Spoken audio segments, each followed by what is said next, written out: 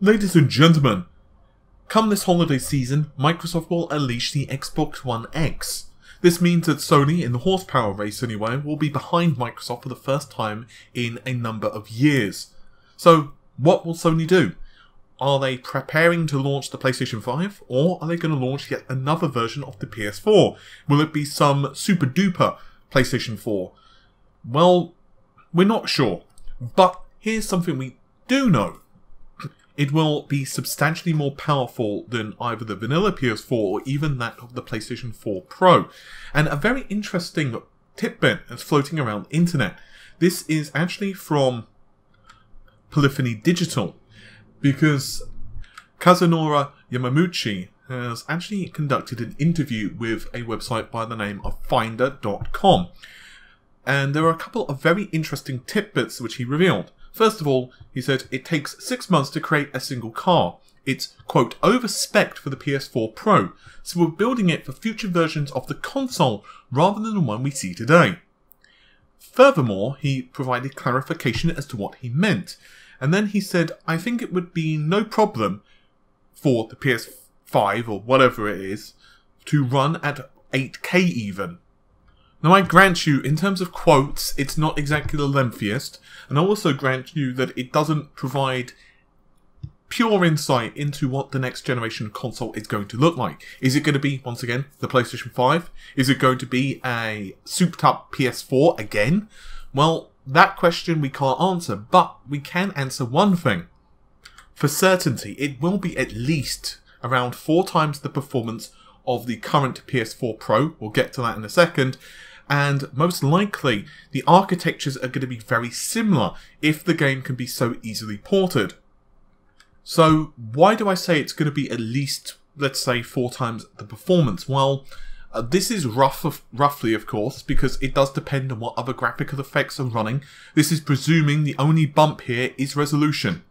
But according to the same individual, who is, of course, the creator of Gran Turismo, once again, Kazunori Yamaguchi, he actually detailed that the PS4 Pro version of Gran Turismo Sport will run in 4K, but that's checkerboard resolution, so the actual native resolution is 1800p. This is including HDR and wide color support. However, when it comes to 8K, the pixel count goes up drastically. We're looking at 7680 by 4320. This is known as 4320p. To put that into some level of context, that's 4 times the number of pixels when compared to 4K UHD.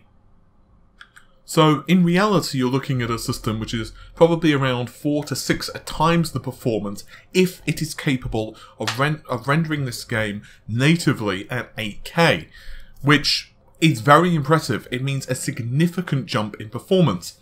However, most likely this is not to be just a pure jump in terms of teraflops. It's going to also be efficiency. It's probably going to be better programming techniques. It may be that, let's say, there are memory bandwidth constraints, CPU performance constraints, or whatever, which are also impacting the developers when it comes to producing the game. I'm also going to probably say what many of you are thinking. The most likely scenario here is the next generation of PlayStation, much like the next generation of Xbox, because apparently Phil has already gone on record and has hinted that the next generation of Xbox is coming out, and indeed the other websites have already reported the rumour that the system is already under development, the next generation of Xbox. In fact, they're already starting to kind of toy around what the specifications are going to be, what the capabilities of the machine are going to be, and we, of course, can guess that it's going to be a significant upgrade from the Xbox One X. We can probably make it a presumption that both of those companies, Sony and Microsoft, are going to have another version of, well, AMD hardware. It makes the greatest deal of sense. Now, what that is going to be, I don't know 100%, because no one does. But most likely it's going to be a refined version of Ryzen, possibly based upon the Zen 2 architecture, at a guess. Perhaps a low power version. So we could make a pretty compelling case without too much difficulty that it will be a 4-core, 8-thread version. Of course, that would be thanks to SMT. Possibly even more. We could even see a 6-core derivative. As for GPU performance, well, things are a little more ambiguous. efficiency definitely does come into things. So just because you have 13 T-flops of one architecture and 10 T-flops of another architecture, it doesn't necessarily mean that the 13 teraflops is going to be that much ahead, let's say 30% ahead of the 10 teraflops.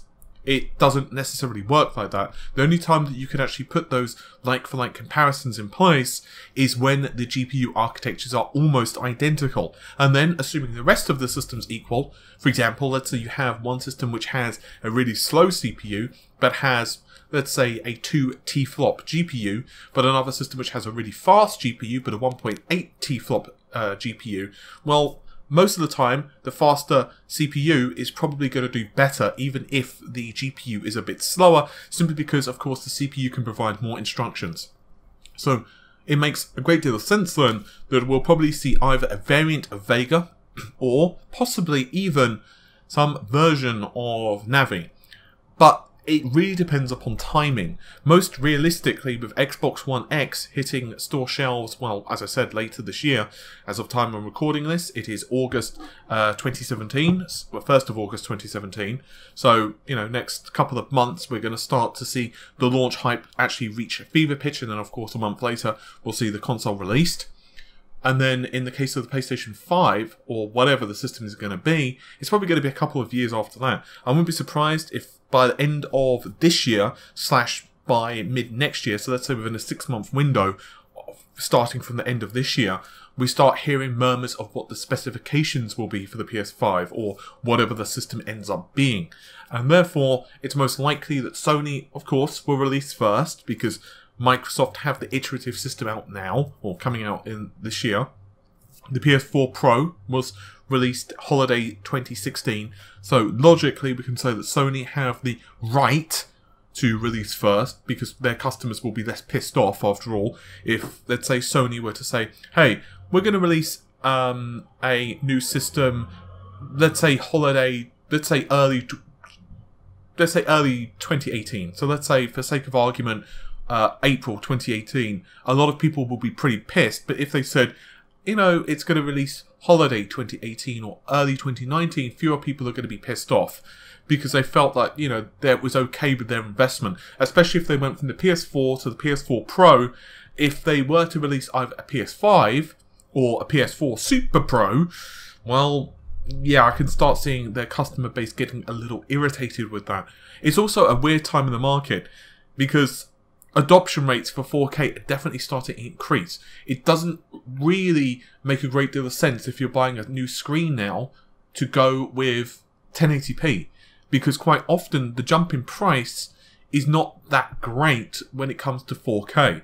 Obviously, we're not talking about like a 70-inch Super TV which has all the modern features possible, but for the average user, for like looking for a nice television set, 4K is definitely the way to go on average. And with HDR now becoming pretty prevalent, I do suspect that these consoles are going to have, you know, 4K in mind.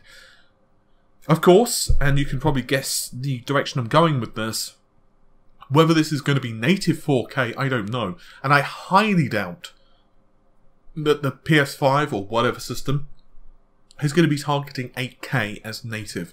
Because, as we all know, first of all, 8K, not enough TVs are even slightly going to be available to push that. Secondly, even if it was, it would make a great deal more sense to push that, you know, 4 times, because once again, 4 times the pixel count means 4 times the work on the GPU, roughly. So therefore, it would make a great deal of sense for them to utilize that power in improved lighting, improved physics, improved collision detection, and anything else they could do to actually make the game feel more realistic. So it's going to be a very interesting series of months, and I would say even a couple of years, to see just what happens. With all of that said, hopefully you have enjoyed the video. Normal stuff, like, share, subscribe. I'll see you soon. Take care. Bye for now.